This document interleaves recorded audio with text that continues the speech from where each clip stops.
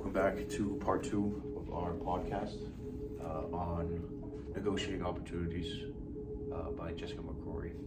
I'm Phil. I'm Susanna. Conrad.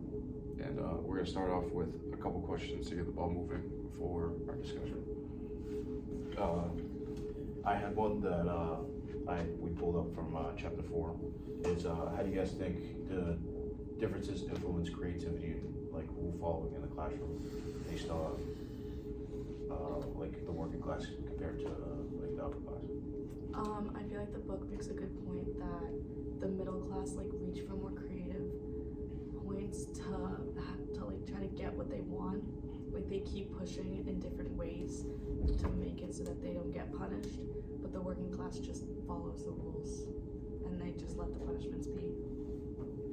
I mean, I wouldn't say like, I guess you could say that the middle class and the working class, I guess that the middle class like doesn't really follow the rules that much compared to the working class, because I guess it's just like the differences in that they grew up with, and like how the working class like doesn't really get like all what they want at home, and the middle class get like their parents just probably get them what they want, and then they just basically get whatever they want.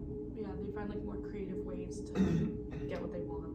Yeah, I also think they have like the nerve to say something because their parents allow it a little bit at home, so they probably bring it into the classroom more than like the working class students.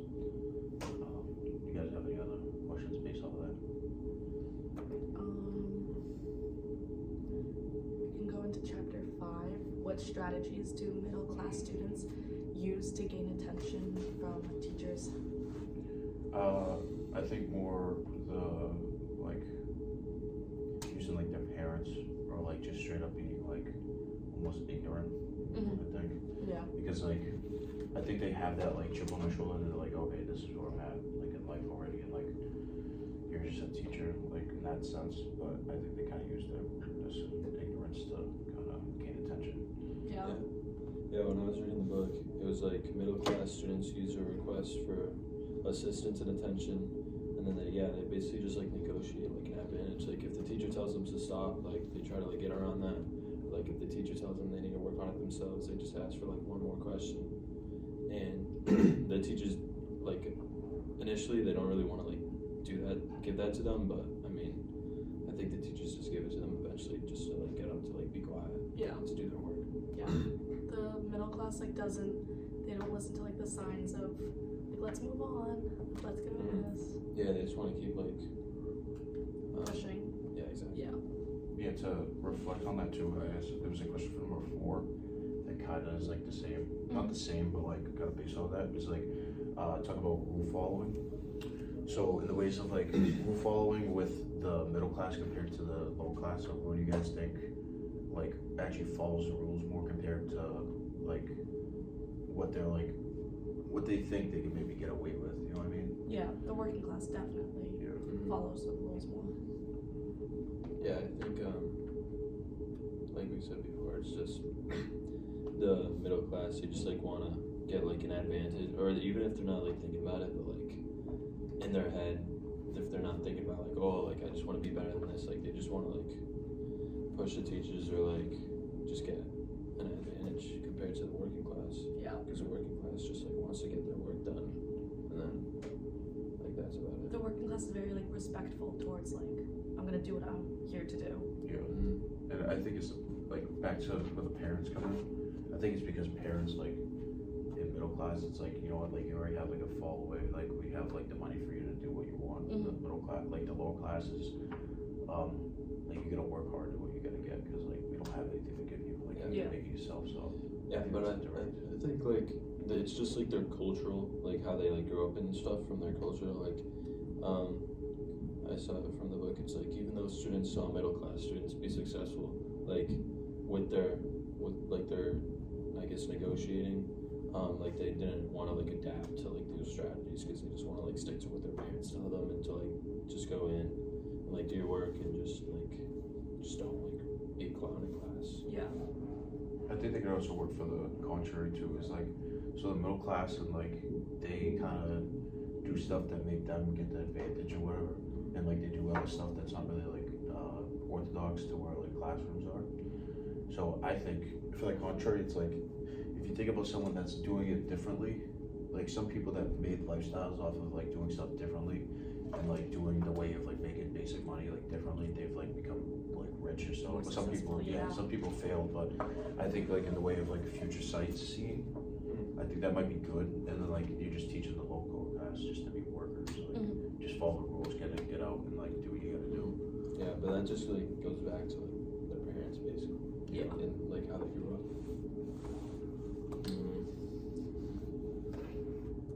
Fine. Next question. Oh, you guys were talking about the gender differences? 'Cause let's Yeah, talk about that. the book showed like that there wasn't a big difference in gender, but it was like very subtle that women are less, or like the girls are like less confident in their knowledge than the boys, but it wasn't like huge, significant information and data. What do you guys think? Well, I know like directly because I've been into like all boys and all girls school. Well, like not like all girls school, but I've had friends that were all like in the all girls school and they tell me about it. But what do you guys think like that is? Like, do you guys think it's like a scaredness thing, or is it like brought up type of thing? It could be because like the boys tend to be like more outgoing, and then girls kind of like stay more quiet.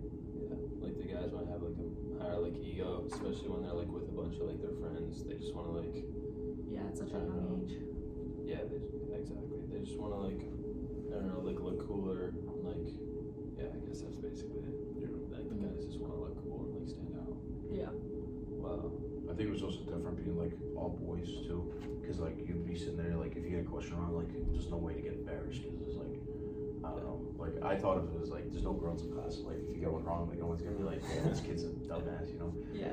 But like the girls like were telling me like they're actually a lot worse because it was like oh like you know what I mean like it's just like oh you're like More of a competition. Yeah, it's like a competition on Yeah, that side, that's but for the boys it's like it's chill. Like we don't really give a Yeah, hell. because it's like, I don't know, I feel like girls also like try more, like in general, like especially like when you're younger, like they try more in like school. Yeah. And, like I mean, I know like girls in like middle school, like high school, they would always like color code their notes, and I would just be here with like a pencil that like barely has anything. And I'm just like writing like one note, and then they're like highlighting everything, and I'm like, Yeah. I know my parents always compared me to my brother. They're like, you're the girl, you need to be the smarter one. yeah, exactly. So. Oh yeah, I feel like that's a lot. That's another norm that was pushed. Is like the girl has to be smarter, and like the boy has to be like strong, and, manly, like yeah. manly, whatever. Yeah. To go off of that too, even the data shows subtle differences, like you said. Do you think like this is still significant in education, like nowadays, compared to 10 years ago? I think it could be, yeah, but I think we're pushing past like the gender norms more and more, so it's like it's definitely like still subtle, but yeah. What was the question? Do you think it's still significant in education, like the gender differences compared to 10 years ago to today? I don't know, I feel like, I feel like the guys definitely just, they probably like negotiate their opportunities more, but the girls, they don't, I don't know how to say it. I think it's still like people think that girls should be smarter, Yeah. and that guys have like need to like think more in like a successful way. Yeah, but girls are also like, I feel like just like in general, girls are just more like organized than like guys are. Yeah. Like guys can be like more messy, so like that can like contribute to like the school, like in school and in the classroom, because they just, I don't know, like the guys just are unorganized and they probably aren't paying attention as much. Yeah. So they just want to like bother the teachers so that they can get their work done.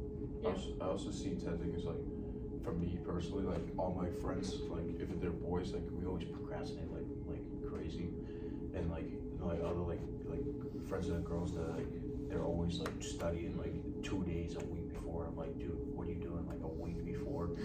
She's like, yeah, I need to study. I'm like, dude, just study like the night before. Like I don't know, but I know it's that a lot. It's procrastination for gender for sure.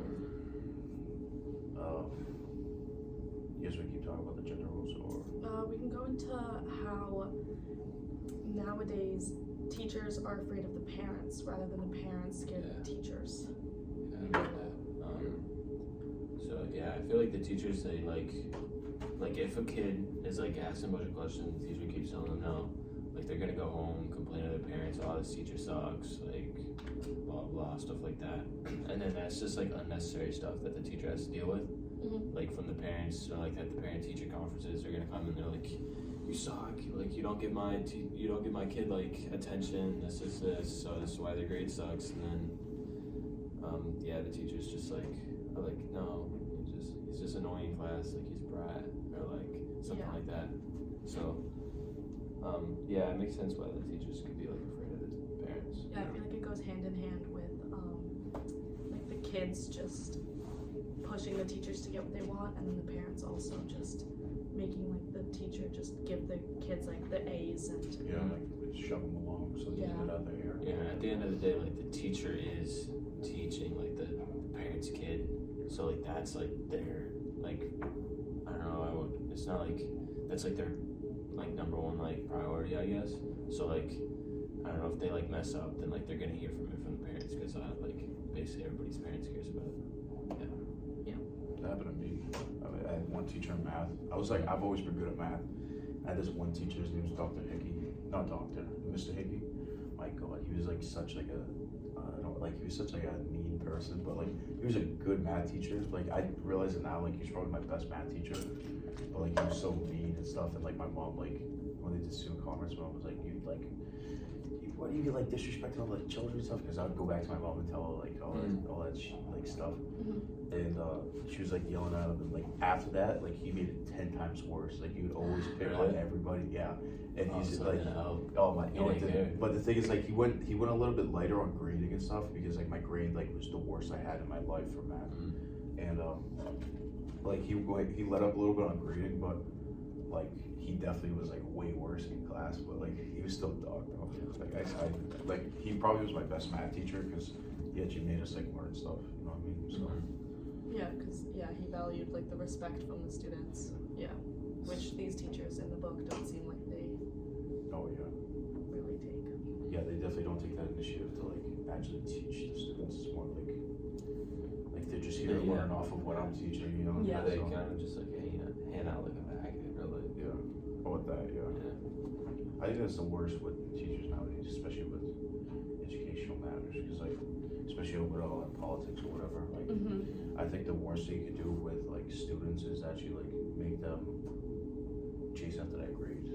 Like I realize that like, everyone's gonna say like grades suck, but it's like, they should chase after that grade in the sense of like learning the stuff to get the good grade, you know, like trying to find ways around it. Yeah, it's not just like memorizing like the stuff and then just like forgetting about it later. Yeah, because like especially like when you're like younger, everything kind of like builds off of like each other. Because like if you like didn't know how to read, if you didn't like learn how to read, and then like that would be a problem now. Or something like that. Yeah, it's like an exponential like worsening. Like the more you get older, it's like if it doesn't go that fast, like it's gonna keep getting worse and worse, and you know, like they weren't caught up. We can stop there.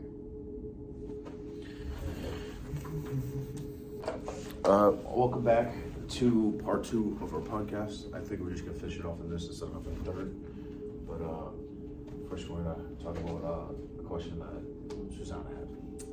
Okay, so what are the differences between middle class pushing for attention versus the working class pushing for attention? I think we kind of like took it at the beginning, but we didn't go in depth. But I think it was like the ways of like they go up to like teachers. I think like the way you said, like going up like in front of the class and getting attention from other people, compared to like actually going one-on-one with teachers and like getting their information through that. Yeah, like the working class like waits until it's just like a one-on-one conversation. I remember like during like a test, I remember that the middle class, like if they didn't understand anything, like they would go up to the teacher and then like basically like try to pry the answer out of the teacher, and then like more like middle class students would try to do the same, while the working class students would just like try and like figure it out on their own and kind of like struggle. and the teachers notice that, but like they wouldn't like. I mean, I guess if the student like doesn't go out and ask for help, like the teacher like isn't gonna help them that much. So yeah, I think that's like one thing that like the middle class students like definitely do. Like they just go out and like seek like answers from the teacher, because I guess they think of like the teacher as like the I don't know, like the big like person that like knows everything. So I think that's like definitely one of the strategies that they use. Yeah, especially if they're given like an inch, they're gonna take like another foot too. Because like some teachers will like give you the like, no, not that one. You're like when you were younger, they're like, oh, I don't know about that one, and then like you get the answer, and they're like, so every single time you have one that you don't know for sure, you would like ask them. Yeah. So I think they got more comfortable with That that. definitely gives them like an advantage compared to like the working class. Because I mean, the working class, even if the teacher like tells you to ask questions and stuff, like they just may be like not comfortable because they're like, oh, this is probably like a stupid question. Like I don't know if Yeah, other they kids like are they don't asking have about confidence themselves. this. Yeah. Yeah, exactly. Especially if they give a question wrong. Yeah. Like if you get a question wrong, then you're like, damn, like Yeah, you your probably confidence just just thought I goes was like so down. dumb. You know? Yeah, exactly. Yeah, that probably like one time doing that could definitely like discourage like somebody that definitely. Especially when there's like the work especially when the middle class students are like, if like they raise their hand, like they got it right, and then like you raise your hand, oh, I'm gonna like go in, and you get it wrong, you're like, damn. Yeah. You're like, or self-confident, like you're so confident you get this answer, and you're like, Get and then it's like, knocked down. I don't know, let's try somebody else. You're like, oh, damn. Alright, now we're gonna go on the charts. The first chart we have is on page 160, no, 171? No, 162. 162. And it is about the GPAs between, it's the average requests for assistance per students per days. Isn't it another one? No. Alright, so average requests for assistance for students per day in the social class compared to middle class. What do you guys think about these numbers compared to the GPA? Well, if we look at the number of students, there's a lot more middle class and working class to begin with. Yeah, There's just only like 14 working class students and a lot more middle class. But the GPA is lower for working class, even if it's higher achieving an average. even like the highest like working class students still has like a lower GPA than The that. middle class. Yeah, and it obviously shows because in the higher achieving like working class, there's only 2 like students, and there's 18 of those in the middle class. But like if you look at the average requests per day, like it's like a big difference. Yeah. Not even only in like the higher achieving, but also in like the average or like the lower achieving. Like I mean, like your average request is 0.7 per day, and out of 12 students. So 12 students is a lot. that must yeah. be like 1 question for like the whole day. Yeah. Yeah, like the percentages wise is like 2. Yeah. So like 2 out of the 14 kids that are in the working class are below at 3.9, and then like almost half of them that are high achieving are above at 3.9. Yeah. So like just saying like already half of like the working class is above that. It's kind of crazy. Yeah, I think it just shows that the working class, the higher achieving students, that they're just like naturally very like book smart and like they know how to do it, because that's like 1 question per day per student. And even like the lower achieving ones are literally at like a good GPA. Like a 3.4 is like not bad. That's like an average. Yeah. But they still have a lot of requests per day. Yeah. But I More think the than main like thing that like gives them that like compared to the average working class GPA is 2.96, and the average middle class is 3.4. And if you look at the average request per day, I think it's basically like 8 more requests per day. So I think that's like the thing that like differentiates them. Yeah. And that's what brings their like GPA up, if I had to like guess. Yeah, they definitely just push for help.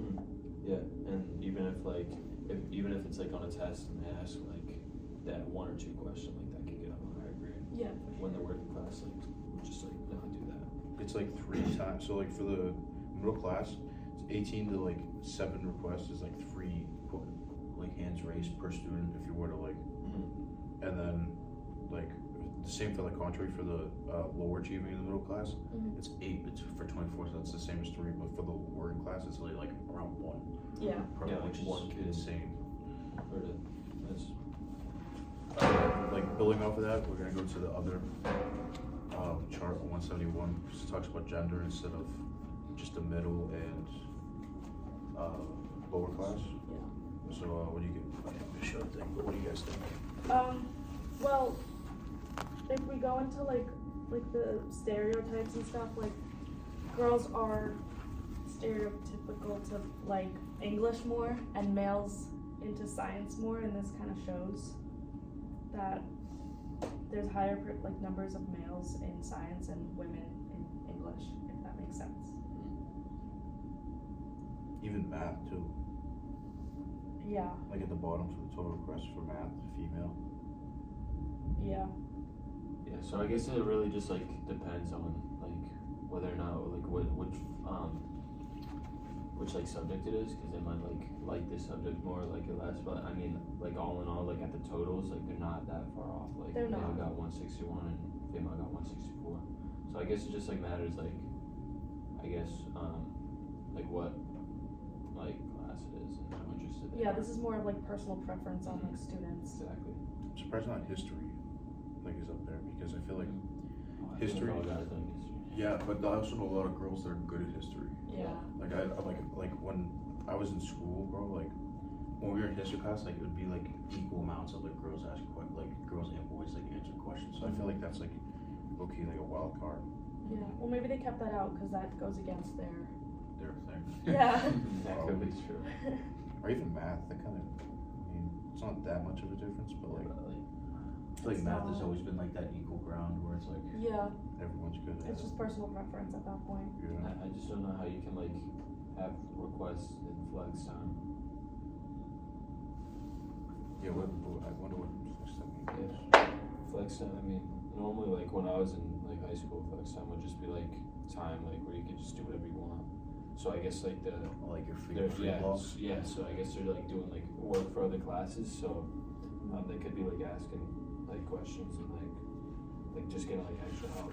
Yeah. Which I mean, they both, I guess both like males and females both like get like a little bit more extra help, but it doesn't differentiate like the classes in this one. It's just It's actually another chart, like compared to that too. The next page one. Yeah, the next page. oh, really?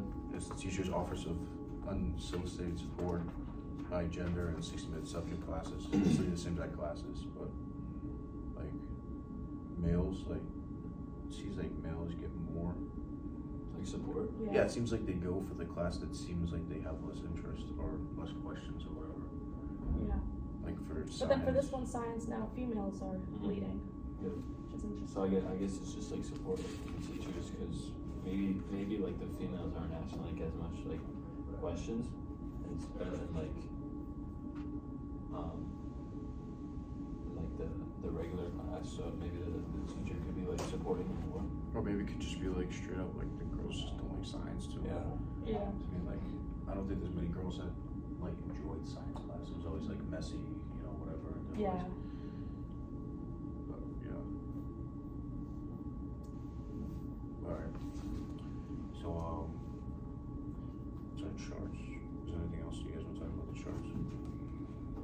That's what it's charts. Let's see. Anything we want to reflect back onto based on who we asked or even the charts, if we have anything? Well, I have like a quote from like, it's from page 199. It says, negotiated advantages are real and consequential, and they need to be a part of understanding, of our understanding of inequalities in schools and society as a whole. So like, I don't know, like, how are you supposed to like implement that, you guys think? Cause like, I read that quote and I was like, I mean, how can you like stop the kids from like negotiating their advantage? Like something, I don't really know if you can. I think we get like, I think back then, not like in this sense, like back then, like 60s, 70s, Yeah. it was like an even playing ground where, like, I know like they even separated boys and girls or whatever, and like to the fact of like the teachers are like, no, like no help, no nothing on tests and like whatever. I think that was like the most even ground, because like I know they might have like did separate things or whatever, like different subjects or whatever. Yeah. But I think having that even playing ground where nobody can, I know like that's extreme, but nobody asks questions and like that's what you learn, that forces the people actually learn the subject and trying to find like other ways into, you know, like nudging out like an answer or Yeah. like Without like bothering like the teacher yeah. and like getting them off the course so that like the teacher like helps one kid out more than the other. Yeah. Yeah, because I always thought like my parents knew more information than like I even remember from elementary school, and I think it was because they had that teaching style where like they had to know it themselves, Yeah. and they didn't get that like push from teachers. Yeah. But I think once they go into the working force too, like they forget all that stuff.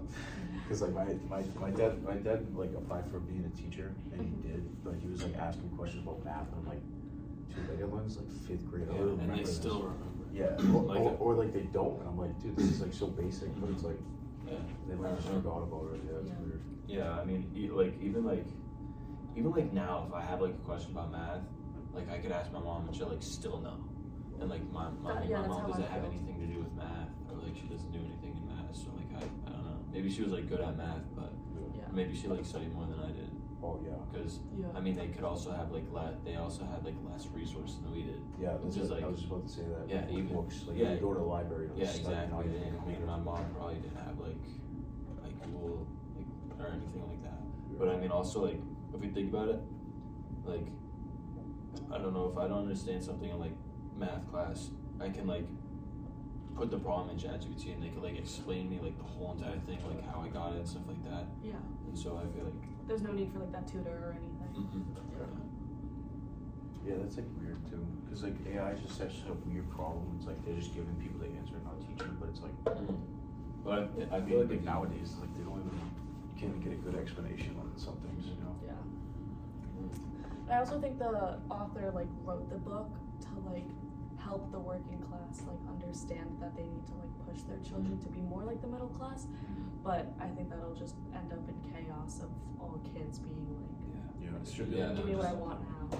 Exactly. Yeah. If the like I mean like in the book it also said like that it's like hard for like the students to like change their cultural habits. Mm-hmm. So I mean even if they like were to, then it would just like cause like the chaos inside the Yeah. classroom. Like the teacher would just become overwhelmed and then they get more mad and then they just wouldn't know what to do. Yeah, and then the students don't learn themselves. Should make it more like an even playing ground. Like that's like I feel like that's the only way to make everyone equal. Yeah. But, No, yeah, that's definitely a better idea, but I feel like the author leaned more towards let's just help out the working class Yeah. reach up instead. what I kind of want to get into is the creativity aspect. Okay. So like, just going back on like the beginning, chapter 4, like creativity, like linking, like I don't know if it's like a thing with like people that are just like more out there being more creative, but like at the same time, like I've met like people that are like were more creative in like the way of like not school, but like worldly smarts than it is like school smarts. So I feel like it's a different type of creativity. Yeah, but I feel like you can't like I don't know, you kind of just like grow up like that. I feel like you might not be able to like get better at that like outside of the classroom. I mean you could, but it's like a lot, I don't know, I feel like it would be easier to get more like school smart than like I guess like street smart. Yeah, I feel like our school pushes a lot for that, like being creative and like a different way to become successful. Yeah. And it's like literally like in a business way strictly. It's not like a, Yeah. I mean, like they don't even like they have public speaking classes, but they don't have like classes where you negotiate deals or like I guess like business, but like at the same time they're not like telling you to go meet with someone and like negotiate like a transaction or a deal or like what you want to do. Like you can only learn so much sales in Yeah. class. Yeah, literally just numbers compared to business, like person. Real life Yeah. experience. Yeah, I feel like that's a big lacking too. Yeah. You guys have anything to? Well, in the example where Lucy and Sarah like both fought for their homework, like On the page before. yeah, like Sarah fought back and explained like she was like more creative, which led her to be more successful in a way that she got what she wanted. And she like the teacher was like, okay, you could just do the homework tonight if you forgot it. But then Lucy also didn't have the homework and she was forced to stay in for recess and she got punished. Yeah, so I feel like that's like She was more like quick on her feet. to yeah, do it. exactly. So I mean, it says like Lucy, or I guess Sarah, wait, like Lucy. Sarah Yes, fought back. yeah, Lucy just like accepted like her punishment, and then Sarah just like, I don't know, it said she offered an excuse, so she avoided like the punishment, so she didn't get Mhm. punished. So I guess that's just like, kind of how like they grow up like at home. I mean, I know like maybe it could be like with how much siblings they have, because I know like if like me and my brother were like fooling around in the house, like I would have like an excuse to like get back at him, so Mhm. then he would be blamed for it instead of like me. Yeah. So it could just be like life at home. I feel like that's also another huge factor, like whether the kids have like siblings or not. Mm, Because like you could see differences whether kids are an only child or like Oh, yeah. they have many siblings. Like people that have like 15 siblings, who, Yeah. like barely even noticed. yeah. Yeah. Or like even the oldest child, youngest child, or like even middle It child. affects you, yeah. Yeah, it's like a weird. I know my best friend from home, she's very quiet and she's the oldest and she's very like mom-like and mom-driven. Yeah. And like you could tell the difference when you're like growing up as a child. Yeah. And I feel like the book doesn't do a good job with focusing on that a little bit because that's definitely a factor. Oh yeah. Especially with like the sake of like being comfortable of speaking out loud too. Yeah. Mm, So if you have a sibling, you're gonna talk to your sibling no matter what. So like that connects to directly like outside of school. And then you could, like, for the sake of like talking with like parents or whatever, like you're gonna talk with your parents like if they're like the judge, you know what I mean? Like Yeah. you both get in trouble. So I don't know.